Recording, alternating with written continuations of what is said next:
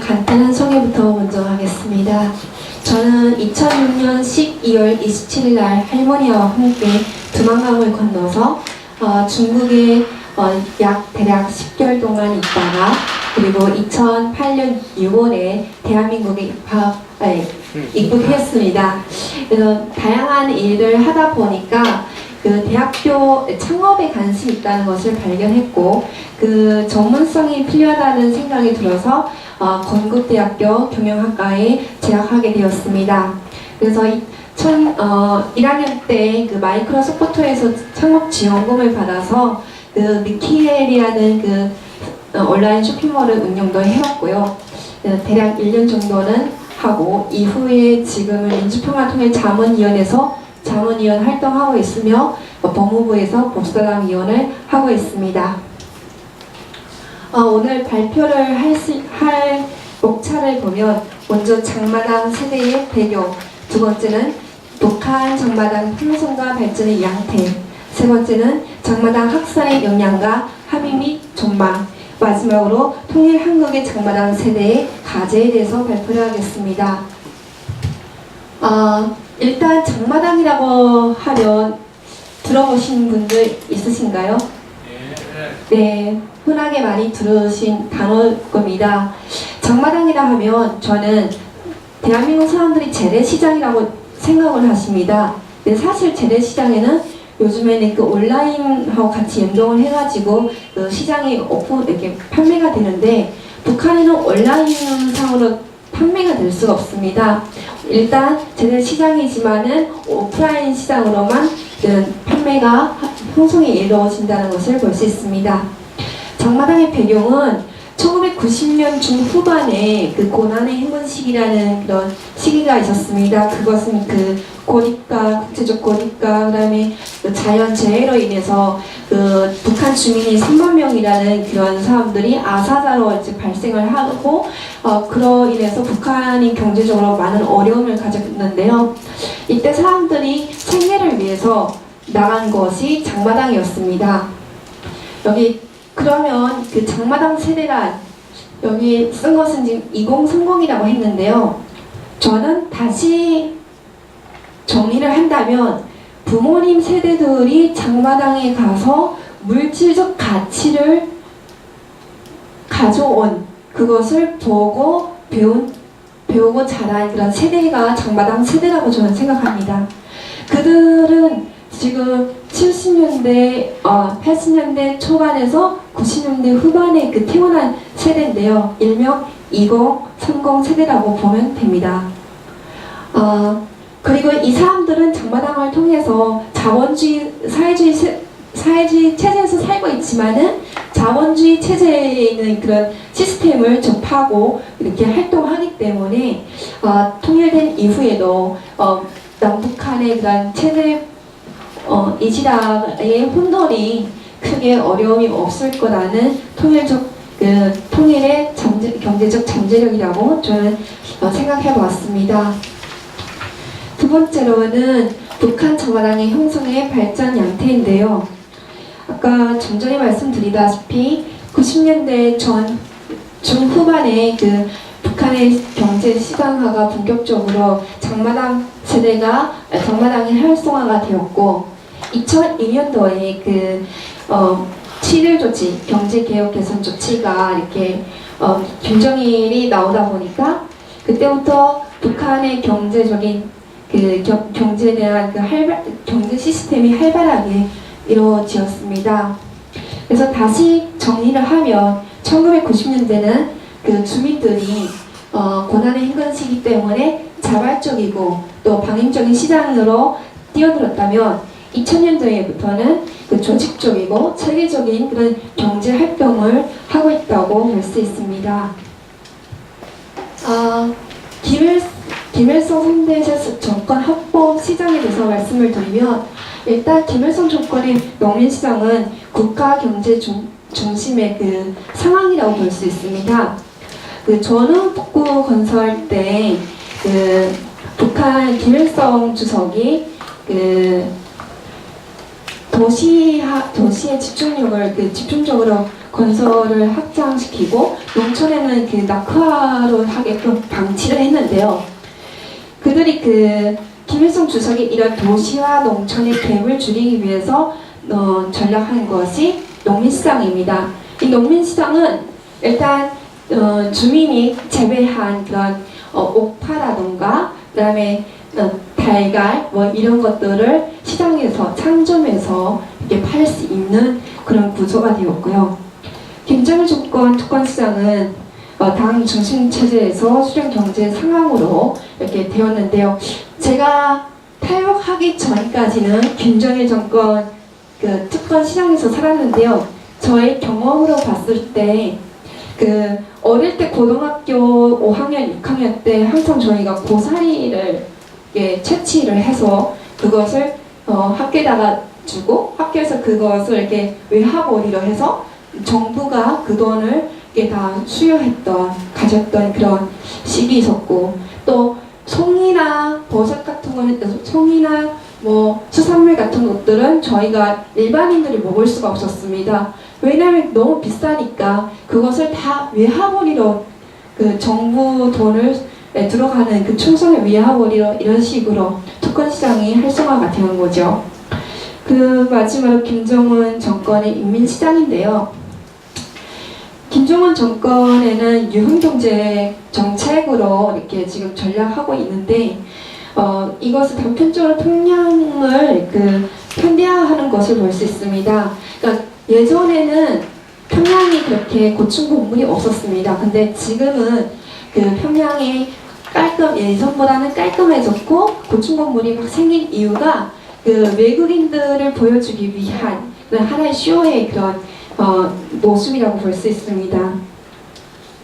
그러면 다시 정리를 해서 말씀드린다면 북한의 권한의 행군 시기에 배급제가 붕괴되면서 주민들이 3만 명이라는 주민들이 대량적으로 아사가 되었고 그에 대한 그런 주민들이 공장에서 일을 할 수 있는 노동자 농민들이 북한 정권에 대한 체제가 막 불안감이 엄청 많이 갖게 되었습니다. 그러면서 배급제가 끊기다 보니까 기관에서 이탈하게 되었고 그러면서 내 부모님이 내 가족이 다 죽다 보니까 그래서 정권에 대한 불만이 엄청나게 크게 확대하게 되었습니다. 그래서 이후에 생존 공간이 허용하면서 방임적 시장으로 출현하게 되었고요. 이후 자생적 시장에서 고착화가 되면서 점차 정권과의 대립적 시장으로 변화되었다고 볼 수 있습니다. 즉 이것은 국가 경제가 없고 기관 경제가 북한에서 활성화가 되었다고 볼 수 있습니다. 2002년 7.1 조치로 인해서 정마당이 활성화가 되었고 2003년도에는 정마당 시장이 합법적으로 공식적으로 허용되었는데요. 보시면 이것이 장마당입니다. 장마당에는 저도 장사를 해본 경험이 있어가지고 이 내용의 구조적인 내용을 잘 알 수 있습니다. 여기 보시면 여기가 지금 물품들이 있잖아요. 이렇게 옷과 그다음 야채와 그다음 고기를 팔고 있는데요. 이 건물을 누가 지었냐? 국가가 지었습니다. 그러니까 국가가 지어서 이것을 주민들에게 임대를 하는 거예요. 그래서 여기는 여기 자리세를 주민들이 국가에게 임대료로 내는 거예요. 그래서 여기에는 자리가 면적과 품종에 따라서 비쌀수록 장사가 잘 되는 사람들이 많이 내는 거고 못 사는 사람들이 더 적게 내는 그런 구조입니다. 근데 여기서만 세금을 내냐? 그것도 아닙니다. 여기 들어오기 위해서 관리원들이 이 시장을 관리하는 관리원들이 지킵니다. 지키면 거기서 이 많은 사람들이 한 명씩 장세를 냅니다. 장세를 해서 북한의 주민들이 관리원들이 먹고 사는 거죠. 참 정부가 그런 장마당의 구조고요. 다음은 그 장마당 이자 좀 전에 이런 이렇게 활성화가 될 수 있었던 유통 구조를 살펴보겠습니다. 여기 보시면 행방꾼, 대꼬, 달리기꾼, 메뚜기. 여기 탈북자분 두 분 계시는데 다 들어보셨죠? 네. 여기 차들이꾼이라고 하나 추가로 한다면, 차들이꾼은 그 물건을 차로 이렇게 빵통이나 차로 들어오는 사람들 보고 차들이꾼이라고 합니다. 그 차들이꾼이 대표적으로 저희 할머니 친동생이었는데요. 그 해외에서 돈을 많이 벌어가지고 그것을 쌀 장사를 했는데, 그 시골에서 쌀을 이렇게 또 차 빵통으로 이렇게 사가지고 통영에다가 비싸게 빵통으로 파는 거예요. 그러면 그런 사람들 보고, 그러니까 수량이 많이 차로 이렇게 유통하는 사람들 보고 차들이꾼 이렇게 부르고요. 행방꾼은 차들이꾼들을 이렇게 차들이꾼들이 가져온 물건을 도매시장을 가는 사람들을 중간 단계를 행방꾼이라고 합니다. 달리기꾼, 달리기꾼도 행방꾼에서 가져온 물건을 또 그 아까 장마당 큰 시장에 또 유통하는 그런 사람이고, 대꼬는 쌀대꼬 혹시 다 들어보셨나요? 쌀대꼬는 그 농민들이 자기가 재배한 쌀을 직접 팔면 너무 이렇게 저렴하기 때문에 시장에 가지고 오는데, 그 시장에서 가져오는 그 중간 농민과 중간에 그 거래 유통하는 그 도매상들 그거가 대꼬라고 합니다. 저는 여기서 달리기꾼과 행방꾼이었습니다. 저는 어떻게 했냐면요, 그 군인 모자를 직접 만들고 판매를 했습니다. 그래서 제가 그때 나이가 15살이었는데 거기는 행방차라고 있습니다. 우리말하면 트럭차인 거죠. 트럭차에는 사람이 타는데 사람 위에 사람이에요. 콩나물을 씹듯이 사람을 많이 씹는 거예요. 이유는 돈을 많이 받아야 되니까. 그 15살, 16살의 그 나이에 저는 아침 새벽에는 청진에 가서 그 모자를 저보다 더 큰 짐을 가지고 도매를 해갖고 그리고 시장에 나가서 팔았는데, 저희 할머니가 재단사 하셨고 당시 그 판매를 했지만은 저희가 그 판매 수량에 비해서 만들 수가 없었어요. 그래서 도매시장에서 이렇게 매일매일 하루에, 그러니까 부피가 많다 보니까 대량으로 저희가 가져올 수는 없었습니다. 그래서 제가 한 번에 한 30개 정도 이렇게 가지고 오면 그거 하루에 다 팔고, 수량이 부족하면 다음날 아침에 혹은 밤에 또 가서 가져오고. 네, 그래서 저는 도매업자이며 중간 단계며 소매업자 그런 단계를 걸쳤습니다. 네, 보시면 여기 지금 군인 모자가 있지 않습니까? 예, 북한 정부가 주는 그 군인들 옷들 보면 헐었어요. 진짜 그 너무 낡아가지고 그 색깔 자체가 변동이 돼서 지금 이런 색이 아니라 진느한 색으로 변화 있는 거예요. 그러니까 돈 있고 권력 있는 사람들은 뭔가 보여주기 위해서 가시욕이 있는 거죠. 그래서 저희들 같은 그런 저희 같은 그런 생산자들한테 와서 이렇게 이런 거 모자를 재가공이나 색을 사는 거예요. 근데 북한 당시의 모자 가격이 여름 모자는 35,000원이었고 겨울 모자는 120,000원이었는데 제가 번 돈은 그 절반 가격이라고 생각하면 됩니다. 당시 그 쌀 가격이 1,200원이었으면 먹고 사는 데는 한국 돈으로 그 3만 원이었어요? 아닙니다. 그 북한 그만큼 그 중간, 그러니까 왜냐면 그렇게 할 수밖에 없었던 거는 북한에서는 그 정보통신이 부족하다 보니까 수요가 많으면 공급이 작지 않았습니까? 그러면 작으면 내가 마음대로 그 가격을 조절할 수 있었던 거죠. 그래서 제가 이렇게 돈을 많이 벌 수 있었던 이유 중에 하나였던 것 같습니다.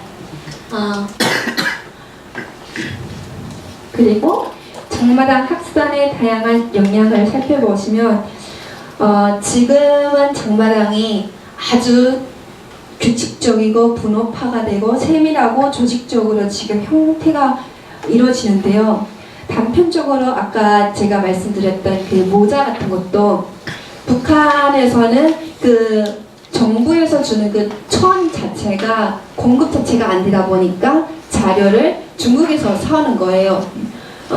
중국에서 사오면 그것을 시장에서 도매업자들에게 넘어가고 그 도매업자들이 재단사, 그 다음에 디자이너, 가공자, 그리고 판매자 이렇게 분화가 되는 거예요.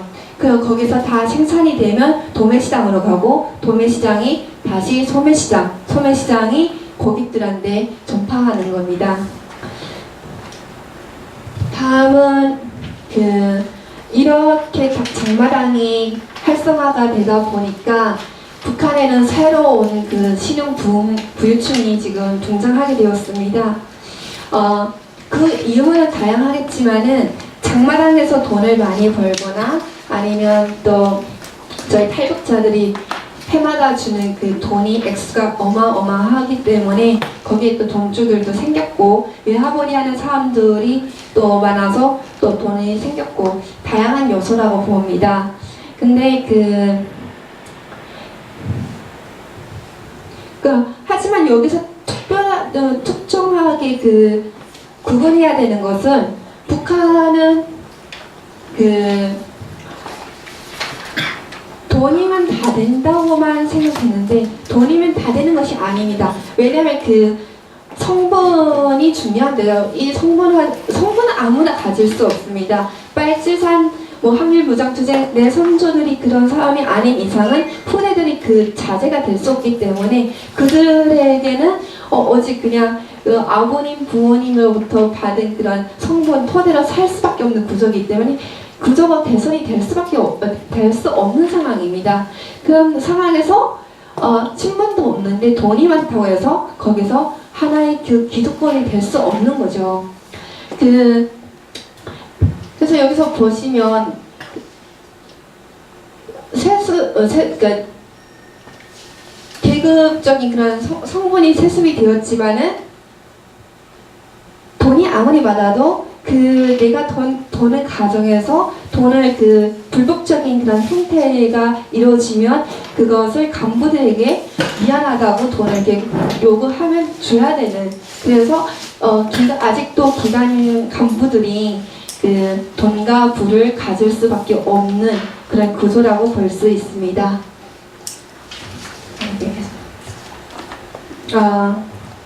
활성화를 보면 지금 북한의 장마당이 380개에서 400개가 있습니다. 그만큼 장마당이 북한 내부에 많이 있고 또 주민들이 이 30%에서 40%의 주민들이 매일같이 장마당을 지금 활용하고 있다고 합니다. 그만큼 주민들한테는 장마당이 필수적이고 중요한 그런 공간인 겁니다. 하지만 이들이 장마당에서 제일 중요한 것은 핸드폰인데요. 저희가 핸드폰이 북한의 장마당에 있다 보니까 다양한 재밌는 요소들이 많습니다. 첫 번째는 우리 민족이 배달 민족이지 않습니까? 예, 북한에도 배달 민족으로 지금 변화하고 있습니다. 어떻게 하냐면요. 청진에서 저희가 옛날에 나무 같은 거는 시장에 직접 가서 나무를 보고 어디까지 가져와 달라 이렇게 했는데 지금은 전화로 나 어디서 사는데 나무가 얼마큼 필요해, 어느 집에 갖다 줘, 이렇게 배달 문화가 되어 있고, 두 번째로는 옛날에는 가격을 마음대로 조정을 할 수 있었습니다. 근데 핸드폰이 있으니까 신의주에서는 모자가 얼만데 어랑에는 더 비싸더라, 소통이 되다 보니까 빠른 시일 내로 지금 물품이 전달이 되어 있는 그런 경제 변화가 있는 거죠.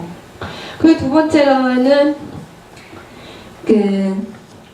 그러니까 또 저희 탈북자들이 지금 현재 3만 명이나 되어 있는데 1년에 송금하는 액수가 100억 정도가 달합니다. 근데 100억을 바로 북한에 송금했으면 좋겠는데 그렇게 못하기 때문에 중간에 중국을 통해서 갑니다. 근데 중국인들이 수수료를 30%를 가져가고 70%가 북한에 들어가는지 안 들어가는지 그 정확한 여부가 없습니다. 근데 과거에는 그랬지만은 요즘에는 핸드폰이 북한에도 활성화가 되다 보니까 그 영상통화로 나 이거 돈을 받았어, 못 받았어 이렇게 확인을 한답니다.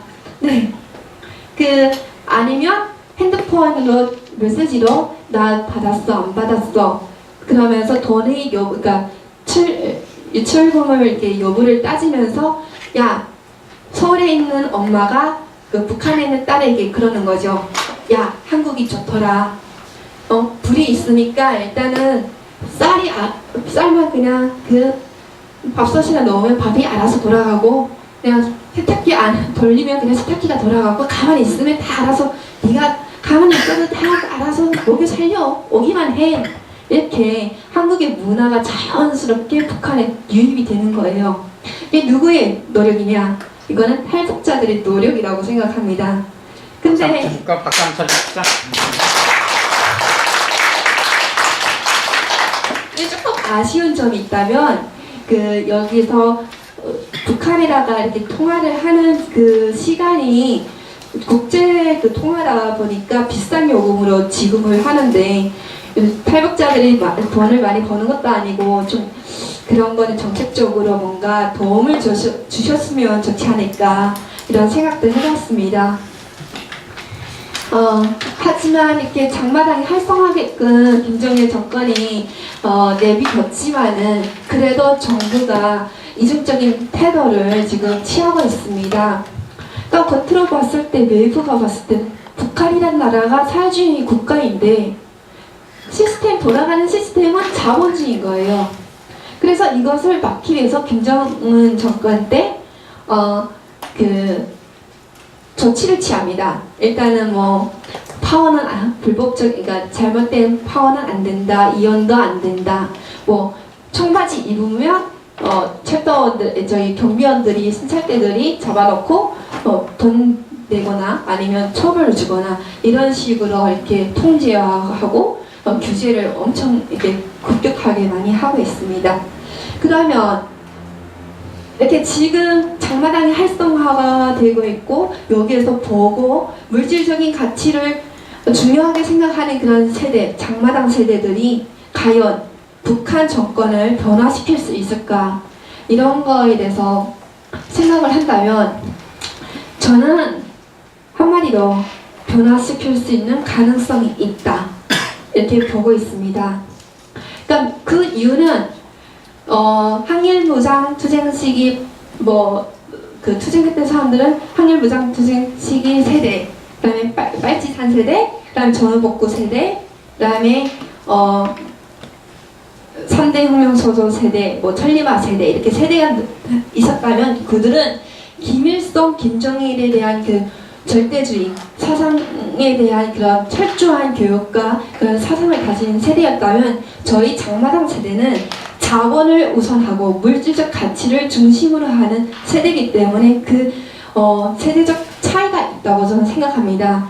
이런 세대적 차이점이 있기 때문에 변화 가능성이 철저하게 있다고 저는 생각하고 있는데 그 이유는 북한이 지금 핸드폰의 그 유심치라던가 그다음에 그 라즈베리 카드라던가 그다음에 CD, USB 이런 것들이 지금 북한에 많은 것이 지금 유입되고 있는데요.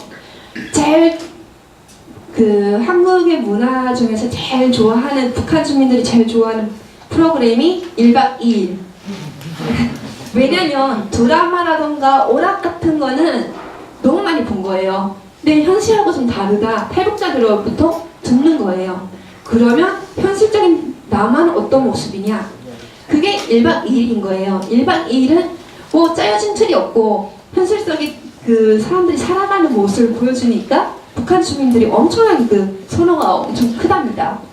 그 다음에 선호도가 그 채널 A에서 하는 그 이제 만나러 갑니다.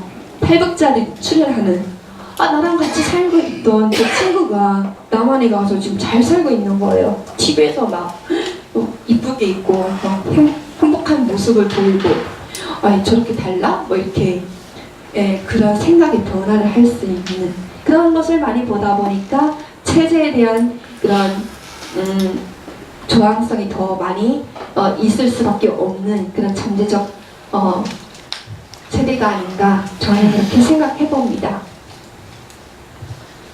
슬라이드가 지금 빠졌는데요.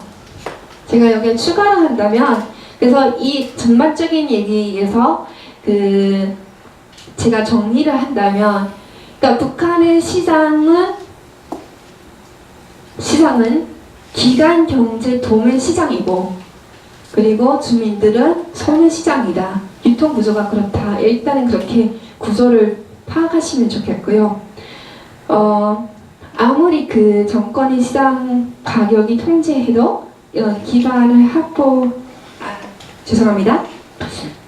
기간 경제가 먼저 위축되면 고난의 행군 시기에는 주민들이 아사했다면 이제는 기간이 먼저 아사할 수밖에 없는 북한 시장의 유통 구조다. 저는 그렇게 전망을 해봤습니다. 마지막으로는 탈북자 저희 청년들이 그러니까 통일 이후에 할 수 있는 것은 가교 역할이라고 생각합니다. 근데 가교 역할을 하려면 첫 번째로는 저희 대한민국에서 잘 정착하는 것이 우선인 것 같습니다.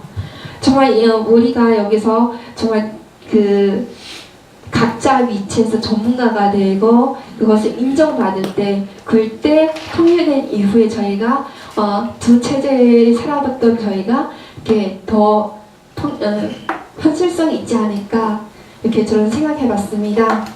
그리고 지금은 두 번째로는 지금 4차 산업이 이미 한국에 도래했지 않습니까?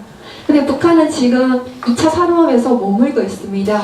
그러면 2차와 4차의 그 갭을 어떻게 우리가 문화적, 지적인 측면을 어떻게 우리가 맞출 것인가, 통일 이후에 어떻게 그 갭을 줄일 것인가에 대한 연구도 필요하지 않을까.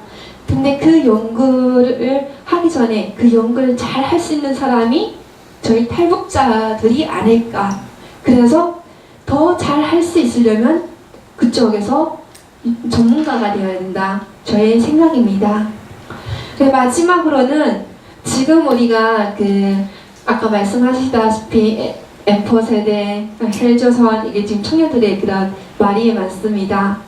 근데 이렇게 나라의 불만과 그런 생각보다는 우리가 청년들의 생각의 변화가 있어야 되지 않을까 저는 그렇게 생각합니다.